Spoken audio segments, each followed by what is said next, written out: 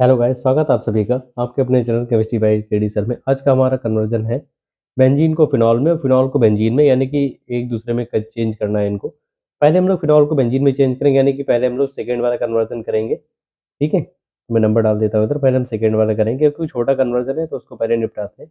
अगर हम लोग फिनॉल की रिएक्शन जिंक से करते हैं, जेडेन से, और उसको हीट करते हैं, जिंक डस्ट बोलते हैं एक्चुअली, शायद यहाँ पे जिंक डस्ट आपको एग्जाम में लिख के आ जाए, तो वो कोई बहुत बड़ा नाम नहीं, कैलाश पर्वत से आया हुआ नाम नहीं होगा, वो सिंपल जिंक ही होगा। ठीक है, जेडन की वैलेंसी प्लस की 2 होती है, ओ की वैलेंसी माइनस की 2 होती है। ये जेडन क्या करेगा, इस ओ को लेकर के बना देगा जेडन ओ, और ये जो एच था ना, ये वापस इस जगह पर आ जाएगा और क्या बना देगा, बेंजीन का फॉर्मेशन कर देगा। बेंजीन बन जाएगी, यानी कि अगर कभी आप फिनॉल की रिएक्शन जिंक से करते हैं तो सीधा जेडन ओ बाहर निकलता है और बेंजीन बन जाती है। ये कन्वर्जन पूरा हो गया फिनॉल टू बेंजीन।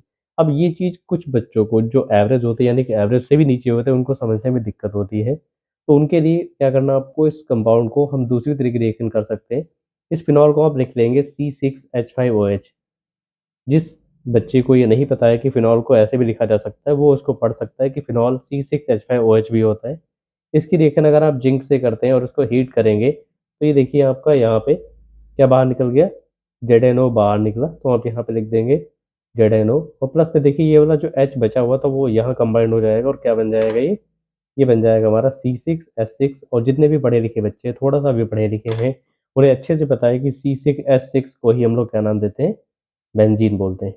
उम्मीद है आपको ये कन्वर्जन समझ आया होगा। ये और ये कोई अलग रिएक्शन नहीं, दोनों एक हैं। आप दोनों में से कोई भी एक रिएक्शन एग्जाम में कर सकते हैं, वो बिल्कुल भी गलत नहीं की जाएगी। अब दूसरा हम लोग जो पहले मैंने सेकेंड वाला कन्वर्जन किया था, अब हम पहला वाला कन्वर्जन करेंगे।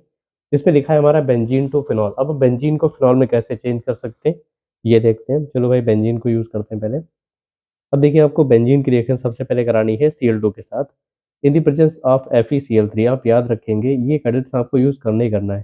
ठीक है, कुछ बुक्स में एड्रेस लिखा होता है तो लिख लेते हैं, नहीं तो पता रहे एग्जामिनर के माइंड पे डिपेंड करता है, क्योंकि कई बार सही चीज़ों को भी गलत कर देते हैं। अब यहाँ पे Cl लिखा हुआ है, Cl को आप ऐसे लिखेंगे, Cl single bond Cl, benzene से एक H को बाहर निकालना और ये HCl बाहर निकल जाएगा। ठीक है, ये भी एक इलेक्ट्रोफिलिक सब्स्टिट्यूशन रिएक्शन का एग्जांपल होता है। देखिए, आपको अगर कभी कोई क्वेश्चन पूछे कि बेंजीन का नेचर कैसा होता है, तो आप उसे बताएंगे बेंजीन का नेचर न्यूक्लियोफिलिक होता है। और किसी को भी अगर बेंजीन के ऊपर अटैच होना है तो सबसे पहले उसको इलेक्ट्रोफाइल होना पड़ेगा। इलेक्ट्रोफाइल का मतलब होता है उस पर प्लस चार्ज होना पड़ेगा, तभी वो बेंजीन से अटैच हो पाएगा। तो देखिए यहाँ पे जो 2 Cl थे, एक पे प्लस था एक पे माइनस था, माइनस वाले को ये प्लस वाला H लेकर के HCl बना दिया, और प्लस वाला पार्ट बेंजीन के ऊपर जुड़ गया और उसने क्या बना दिया, उसने बना दिया क्लोरो बेंजीन। ठीक है, अब आगे देखते हैं। ये तो बात हो गई क्लास 11th वाली, ये रिएक्शन 11th से बिलोंग करती है। अब आगे जो हमारी प्रोसेस आएगी वो क्लास 12th की है। कन्वर्जन, इसीलिए मैं कहता हूँ कि कन्वर्जन अगर कोई आपको ऐसा वीडियो अपलोड करके देता है कि भाई ये वीडियो पढ़ लो, आप सारे कन्वर्जन कर डालोगे, रामबाण है उसका वीडियो, तो ऐसा नहीं होता है एक्चुअली। कन्वर्जन का मतलब होता है लगभग आपको 70%, 70 to 80% ऑर्गेनिक केमिस्ट्री अगर आती है तभी आप कन्वर्जन को प्रॉपर कर पाएंगे। किसी के भी किसी रामबाण वीडियो से आप कन्वर्जन करना नहीं सीख पाएंगे। आपको ऐसा फील आ सकता है शायद हम कन्वर्जन सीख गए, पर हो सकता है शायद आप बोर्ड में पेपर देने जाने से पहले भूल जाएं उन चीज़ों को। तो इसके लिए आपको प्रैक्टिस करनी होगी लगातार। कम से कम 15 से 20 कन्वर्जन आप अच्छे से करके देखें। डेली प्रैक्टिस में 8 से 10 कन्वर्जन अभी से करना शुरू करें, आपको बोर्ड तक कन्वर्जन अच्छे करना शुरू हो जाएंगे। अब यहाँ पे देखिए, क्लोरोबेंजीन की रिएक्शन आपको करनी है सबसे पहले NaOH के साथ। इसको करने के लिए आपको एरो पे यूज़ करना है 623 केल्विन टेम्परेचर और 300 ATM प्रेशर। ये डाटा हो सकता है कुछ अलग अलग बुक्स में अलग लिखा हो, तो इसको आप रेंज में लिख सकते हैं।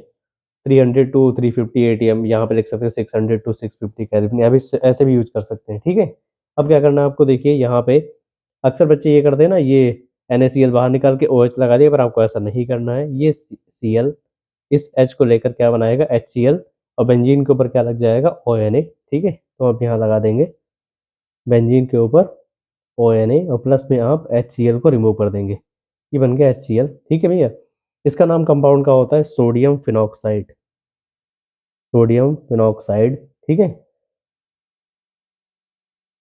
अब आप क्या करेंगे, इस कंपाउंड को दोबारा यूज करेंगे, सोडियम फिनॉक्साइड को ONA, और इसकी रिएक्शन आपको करानी है डाइल्यूट एसिड। ये दिल नहीं लिखा है, ये डाइल्यूट लिखा हुआ है एक्चुअली, दिल केमिस्ट्री वालों के पास नहीं होता।